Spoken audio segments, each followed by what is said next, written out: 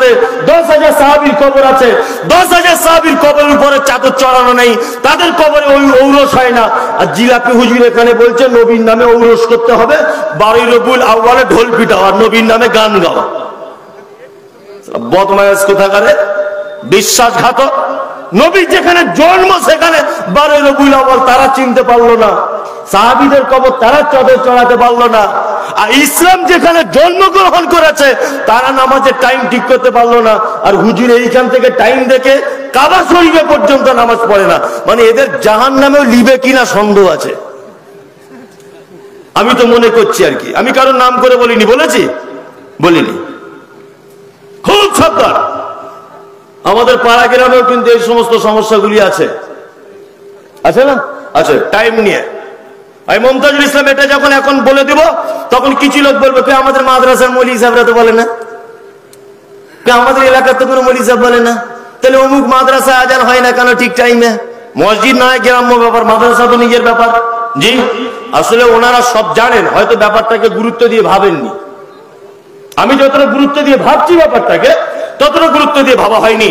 আচ্ছা বলুন, এটা কোরআনে আছে না নেই যে ইন্নাস সালাতা কানাত আলাল মুমিনিনা কিতাবাম মাওকুতা? আল্লাহ বলছেন নিশ্চয়ই আমি নামাজকে নির্দিষ্ট টাইমে ফরজ করেছি। আচ্ছা বলুন, তাহলে টাইমের দাম আছে না নেই? টাইমের গুরুত্ব এখানে আল্লাহ দিচ্ছে কি দিচ্ছে না? দিচ্ছে।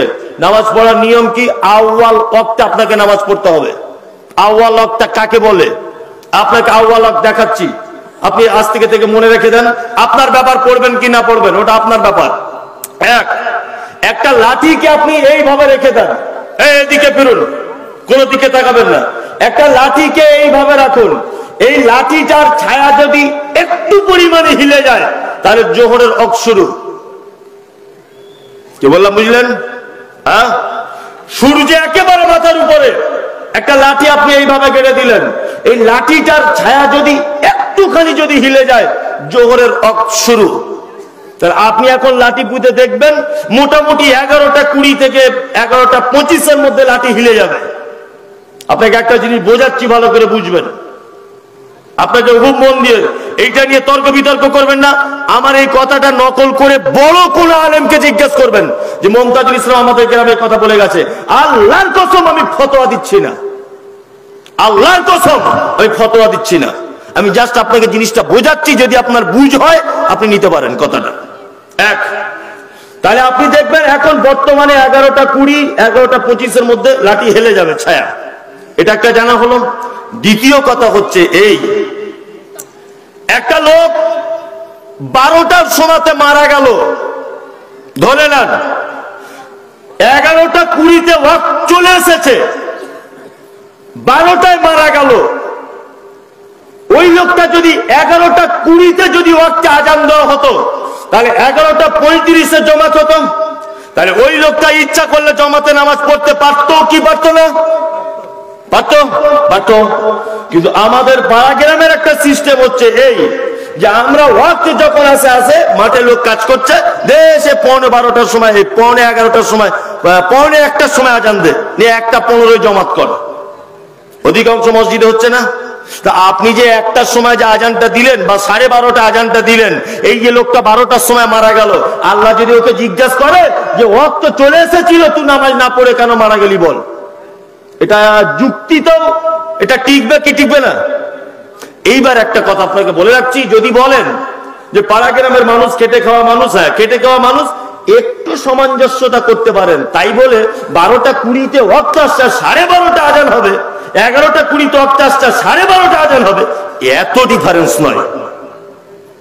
অনেক তথ্যবহুল কথা আমি পড়াশুনো করে এসে আপনাকে বলছি। আপনি বিনা পড়াতে বিনা জানাতে আমার কথাটা মাথা মোটা করে হুশ করে উড়িয়ে দেওয়ার চেষ্টা করবেন না। এটা আপনার কাছে বিনীত অনুরোধ। আপনি এই ব্যাপারটা নিয়ে তদন্ত করুন, পড়াশোনা করুন। যে মমতাজুল সাহেব কালকে কথা বলে গিয়েছে, অবশ্যই আপনি আমাকে ফোনে জানাবেন। এখন আপনার সঙ্গে তর্ক বিতর্ক করতে আমি একদমই রাজি নয়। ও হিসাব করে মাথায় রাখবেন, আল্লাহ বলেছেন নিজে নামাজকে নির্দিষ্ট টাইম আমি ফরজ করেছি। টাইম বড় ইম্পর্টেন্ট ব্যাপার। সৌদি আরবে ঘুরে এসেছেন, কাবা শরীফ আউয়াল ওয়াক্ত আজান হয় না? হয়তো আউয়াল ওয়াক্ত আজান হয়।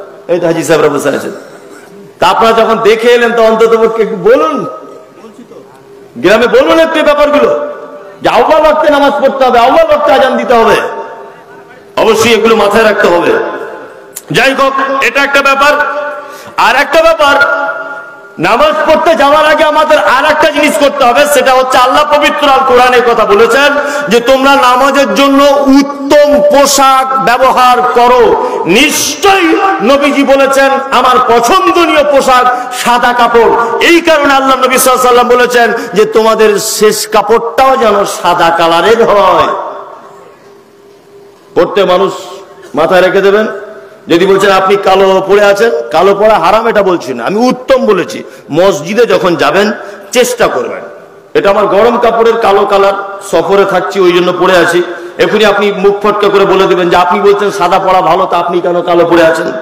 বলতে তো অসুবিধা নেই, আমি সফরে আছি অটোমেটিক, আজকে বাড়ি থেকে এসেছি প্রায় 26-27 দিন হয়ে গেল, বাড়ি যাবো সে রোজার আগের দিন, রমজান শুরু হবে তার আগের দিন আমার লাস্ট জলসা, বাংলাদেশ যাবো ডিসেম্বরের 1 তারিখে, তা আপনাদের এইখান দিয়ে চলে যেতে হবে, বাড়ি গিন্নিদের সঙ্গে দেখা করা আমার নসিবে নাই, যে দেখা করেও একটু যাব, এরকম একটা ব্যাপারে চলছি।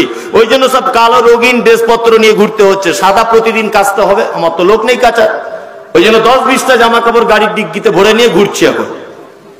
যাই হোক, তার সাদা পোশাক পরিধান করবেন মসজিদে যখন যাবেন, অবশ্যই এটা একটা সুন্নত। আতর মাখবেন মাঝে সাঝে, কি বললাম বুঝলেন তো? আতর ব্যবহার করবেন, আর বেশি বেশি করে মেসওয়াক করবেন, ব্রাশ করবেন না। কলগেট টুথপেস্ট যারা ব্যবহার করছেন একদম এর থেকে দূরে থাকুন, এতে মারাত্মক ক্ষতি হচ্ছে। কলম পত্রিকা পড়েন কেউ এখানে? পড়েন না তো? শুক্রবারের দিন করে কি দেয় দেখবেন, ওতে বড় বড় চিকিৎসকরা হ্যাঁ কি দিচ্ছে, টুথপেস্ট অর্থাৎ ব্রাশ, কলগেট, দাঁতের মারাত্মক ক্ষতি করছে, মারাত্মক। বেশি বেশি করে মিসওয়াক করবেন, নরম মিসওয়াক দাঁতে চিবিয়ে দাঁতন করবেন, বেশি বেশি দাঁতন করলে অনেক অনেক সওয়াব। আল্লাহ নবী সাল্লাল্লাহু আলাইহি ওয়াসাল্লাম পছন্দ করতেন, কি বললাম বুঝলেন তো? নবী নিশ্চয়ই যেটা পছন্দ করেছেন তাতে কল্যাণ আছে না নেই? আছে তো, অবশ্যই আছে কল্যাণ। আপনি অবাক হয়ে যাবেন, হযরত মুহাম্মদ সাল্লাল্লাহু আলাইহি ওয়াসাল্লাম ছাগল চড়াতেন। পৃথিবীতে কোন নবী আসেনি যে নবীকে ছাগল চড়ানোর মাধ্যমে পরীক্ষা করা হয়নি, কোন নবী নেই। আপনি একটা বই পড়বেন, আব্দুর রউফ শামীম সাহেবের একটা বই দেখছিলাম আমি, অনেকদিন আগে পড়েছি, যে কারোর যদি হার্টের যদি তাহলে সে যদি দুটো জিনিস ব্যবহার